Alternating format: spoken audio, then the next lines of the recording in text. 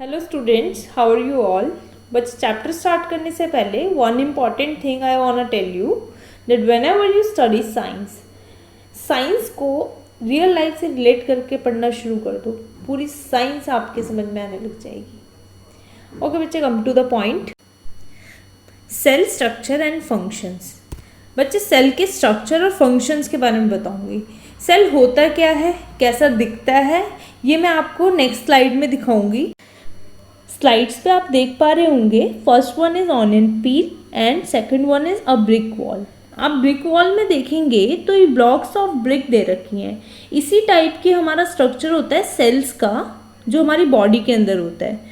और ऑनियन पील दे रखी है। ऑनियन पील आप जानते होंगे, अगर नहीं जानते तो मैं बता दूं। जो ऑनियन होता है उसकी वाइट कलर की बहुत ही पतली सी एक लेयर होती है, आपने देखी होगी। इन केस अगर आपने ऑनियन काटा होगा कभी, तो वो क्या करते हैं, बाय नेक्ड आइज तो हम देख नहीं सकते। नॉर्मली जो हमारी आइज है, इससे हम नहीं देख पाएंगे सेल्स। तो हम क्या करते हैं, उसको माइक्रोस्कोप के यूज़ से हम देख सकते हैं। इन फ्यूचर में भी आपकी टीचर्स हैं जो वो एक्सपेरिमेंट कराएं इस चीज़ का, तो लैब में आपको माइक्रोस्कोप मिलेंगे, उससे आप ऑनियन पील को with the help of microscope आप ऑनियन पील के अंदर सेल्स हैं वो देख पाएंगे। ओके बेटा, अब आ जाते हैं हम अपने पैराग्राफ नंबर 1 पे। आप देख पा रहे हैं, मैंने आपको बताया था आपका पैराग्राफ 1 पे बहुत ही इंपॉर्टेंट क्वेश्चन बन रहा है। मोस्टली आपको टीचर पूछेंगे और मे बी आपका एग्जाम में भी आ सकता है और इन टेस्ट भी। अब देखते हैं बच्चे क्वेश्चन क्या है। ये बोल रहा है that our cell is basic structural and functional unit of an organ। बच्चे, जो हमारा सेल है ये एक स्ट्रक्चरल और फंक्शनल यूनिट है। क्यों है ये आपको पता होना चाहिए। स्ट्रक्चरल इसलिए है क्योंकि हमारा जो सेल है उससे मिलकर हमारा पूरा बॉडी का स्ट्रक्चर बना हुआ है। और फंक्शन क्यों है, क्योंकि जितने भी फंक्शंस हैं हमारे बॉडी के, वो with the help of cells, हमारे जितने भी फंक्शंस हैं वो कैरिड आउट होते हैं। इसलिए हम इसको क्या बोलेंगे, structural and functional unit of an organ. Okay बच्चे, गेटिंग माय पॉइंट। बच्चे, next one is discovery of cell. Who discovered cell. Cells were discovered by Robert Hooke in 1665। Cells हमारे जो डिस्कवर्ड किए हैं वो रॉबर्ट हुक ने किए थे 1665 में। कैसे किए, उसने क्या लिया, कॉर्क लिया। कॉर्क क्या होता है, हमारा ट्री का डेड पार्ट होता है, उसकी हेल्प से हम कॉर्क बनाते हैं। तो उसका एक स्लाइस लिया। उसने क्या किया, माइक्रोस्कोप के में देखा कि उसमें जो ये जो ब्लॉक्स देख पा रहे हो आप फोटो के अंदर, उसने इसी तरीके का एक पैटर्न ऑब्जर्व किया कि हमारा कि सेल्स इस टाइप का होता है। अब देखो बच्चों, उसने क्या किया, एक चीज़ ध्यान रखना, रॉबर्ट हुक वर डेड सेल्स जो उसने डिस्कवर्ड किया था वो डेड सेल डिस्कवर्ड किए थे। ओके, लिविंग सेल्स नहीं किए। One is the cell. बेटा, ऊपर हम काफ़ी कुछ पढ़ चुके हैं सेल के बारे में, आपने सीखा भी होगा। होप आपको कोई डाउट ना हो। अगर कुछ भी डाउट रहता है फिर भी तो आप कमेंट सेक्शन में कमेंट करके मेरे से पूछ सकते हैं, कोई भी डाउट। ओके बच्चे, चलो आते हैं टॉपिक पे। इसमें क्या बोला है बेटा, जो हमारा सेल होता है वो क्या करता है, इन शेप, स्ट्रक्चर और लाइक हम ऑर्गेनिज्म है, me, you and many organism are there, जिनका स्ट्रक्चर अलग होता है। आपने देखा होगा, मैं और आप, हमारा स्ट्रक्चर अलग है। मैं और कोई भी एनिमल हुआ, कोई भी एनी स्पीशीज़ जिसकी भी बात कर लो, उनके स्ट्रक्चर अलग होते हैं। क्यों होते हैं, क्योंकि हमारा जो शेप होता है सेल का, साइज होता है, वो क्या करता है, वेरी करता है। अभी मैंने क्या बताया था कि we can not see the cells of our body with naked eyes. हम नेक्ड आइज से सेल्स नहीं देख सकते। बट इन वन केस, हमारा जो हेन का एग होता है ना, आपने देखा होगा वाइट कलर का, उसको हम सिंगल सेल ही रिप्रेजेंट करते हैं। अगर आपको इन पेपर अगर आपका आ जाए कि कौन सा ऐसा सेल है जिसे हम नेक्ड आइज से देख सकते हैं, तो आप बता देना वो हेन एग है। ओके बच्चे, नेक्स्ट पे आते हैं। आपने ये जो 2 पिक्चर्स हैं वो स्लाइड्स पे भी देखी होंगी। अभी हमने ऐसे ही कुछ दिखाया था और आप इधर भी देख पा रहे हैं। अब हम नेक्स्ट आते हैं, organism show variety in cell number, shape and size. अभी मैंने ऊपर बताया कि ये क्या करते हैं, शेप और साइज में वेरी करता है हमारा हर एक cell. Different type of shapes होती हैं, डिफरेंट टाइप ऑफ हमारे सेल्स होते हैं। और अब क्या होता है, देखो हमारा जो एक बॉडी है, आपका बॉडी, मेरी बॉडी, वो million and trillions number of cell से मिलकर बना हुआ है ना। तो अब क्या करता है, ये हमारा साइज और नंबर्स पे भी वेरी करता है। छोटा ऑर्गेनिज्म होंगे कम सेल्स होंगे, बड़े होगा तो ज़्यादा सेल्स होंगे।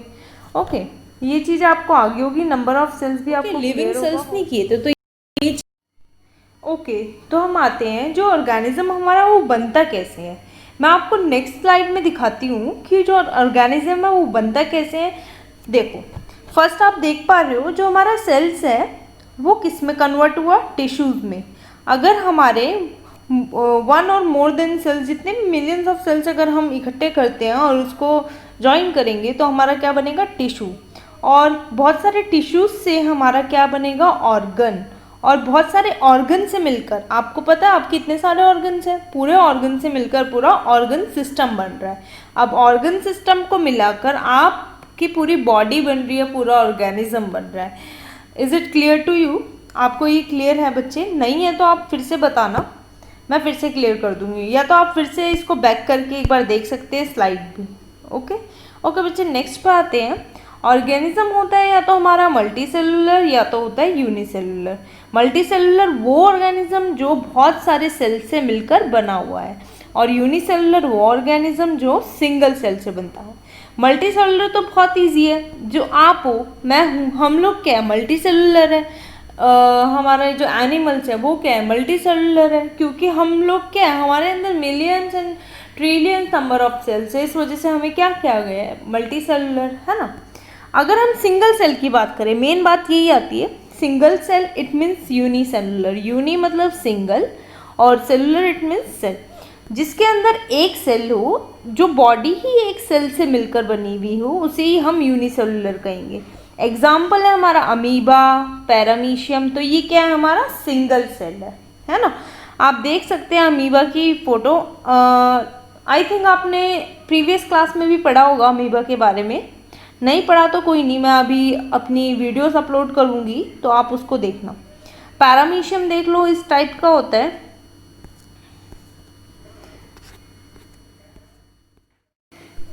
पैरामीशियम आप देख पा रहे हैं, इसके जो बाउंड्रीज में हेयर लाइक स्ट्रक्चर है, छोटे छोटे हेयर हैं, तो इस टाइप का आपका पैरामीशियम होता है। ओके बेटा, नेक्स्ट वाले पैराग्राफ में मैं आपको कुछ अमीबा के बारे में बताऊंगी। जो सिंगल सेल ऑर्गेनिज्म है वो भी सारे फंक्शंस परफॉर्म करता है लाइक अस, पर बच्चे वो उसका जो थोड़ा वे होता है वो अलग होता है। कैसा होता है, जैसे हमारा अमीबा है वो भी क्या करता है, डाइजेस्ट करता है फूड को, कैप्चर करता है, रिस्पायर करता है, एक्सक्रीट आउट करता है और ग्रो करता है। कैसे करता है वो आपने शायद से प्रीवियस क्लास में पढ़ा होगा, बट नहीं पढ़ा तो फिर भी मैं बता दूं आपको। देखो ऊपर जो अमीबा है, अमीबा को अगर फूड मिलता है तो वो क्या करता है, एक अपना लाइक ये जैसे इसने ये बना रखा है अपना स्ट्रक्चर, इसको सूडोपोडिया कहते हैं। फूड कैप्चर करने के लिए वो इस तरीके का शेप बनाता है ताकि वो फूड वैक्यूल्स के अंदर ले जाता है, और जो वैक्यूल्स के अंदर ही क्या होता है, जो डाइजेस्टिव एंजाइम्स होते हैं वो प्रोड्यूस होते हैं और उधर ही डाइजेशन होता है।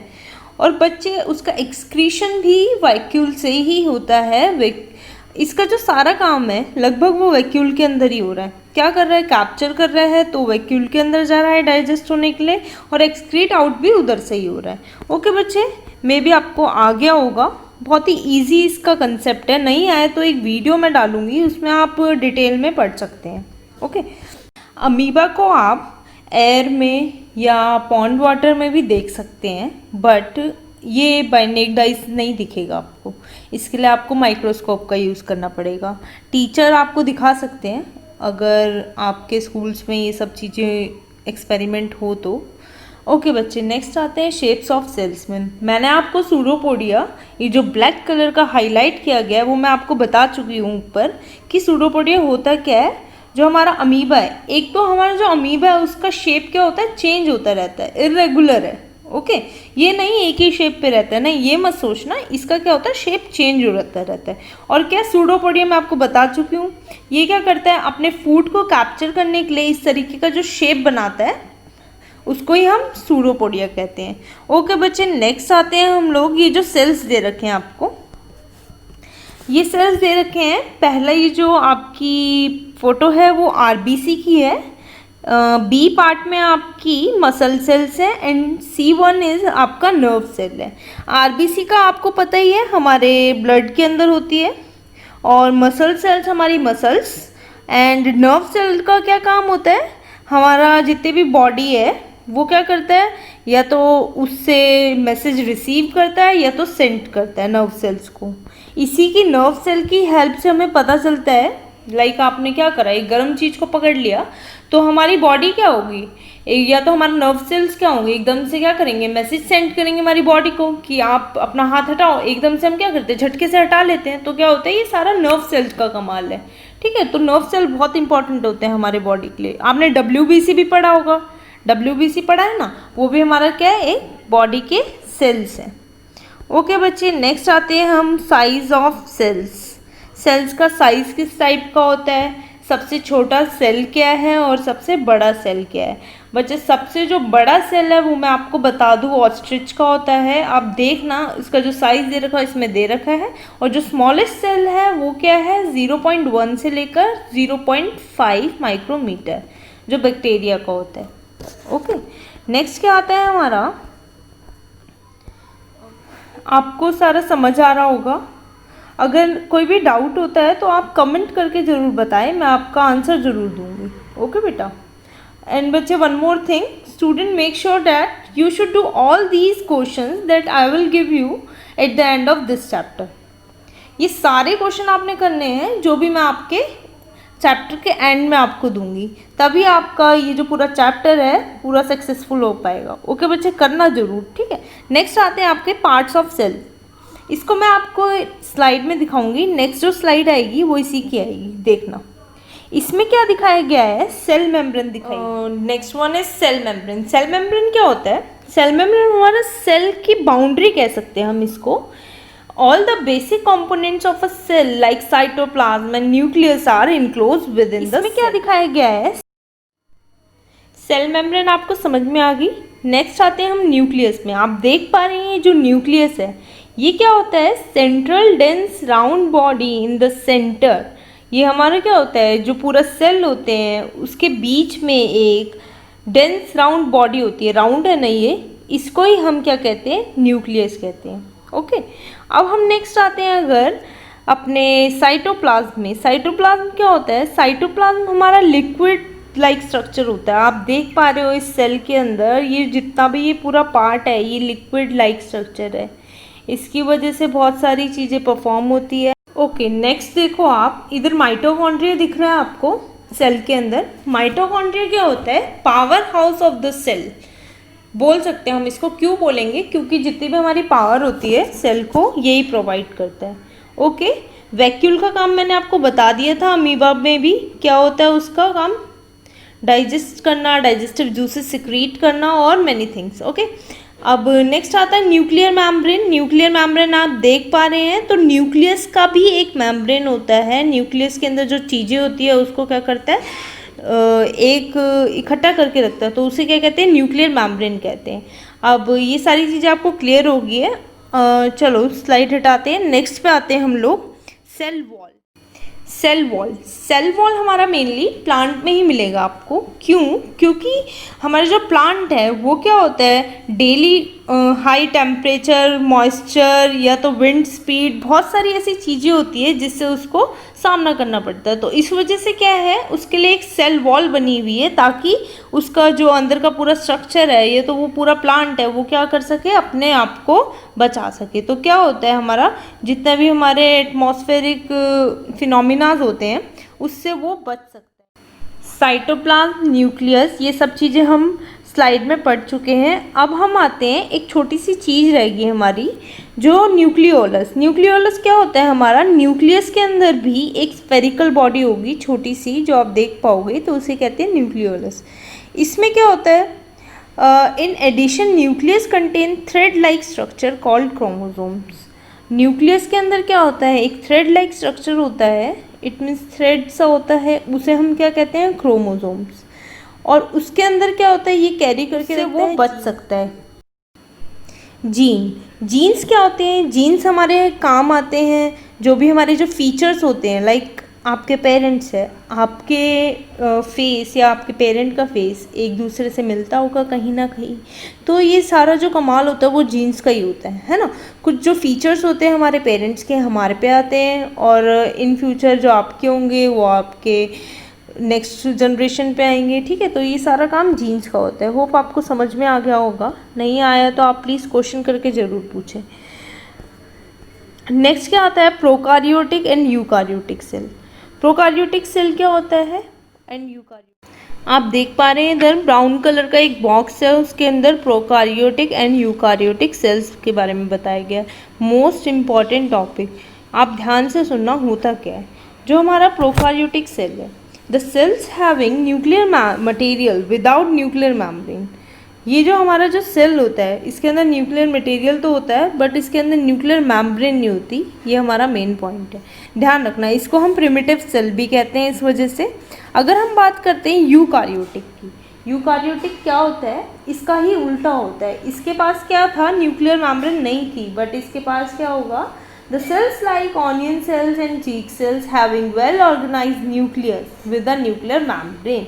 जैसे हमारा चीक सेल्स हो गया, ऑनियन सेल्स हो गया, इसके पास क्या होता है, हमने ऊपर पढ़ा था, न्यूक्लियस भी होता है और न्यूक्लियर मेम्ब्रेन भी होता है। तो ये इनको क्या कहते हैं हम लोग, इनको कहते हैं हम यूकार्योटिक सेल्स। आपको आ गया होगा। ओके, वैक्यूल के बारे में मैं बता चुकी हूँ क्या होता है। अब पढ़ेंगे plant cell and animal cell.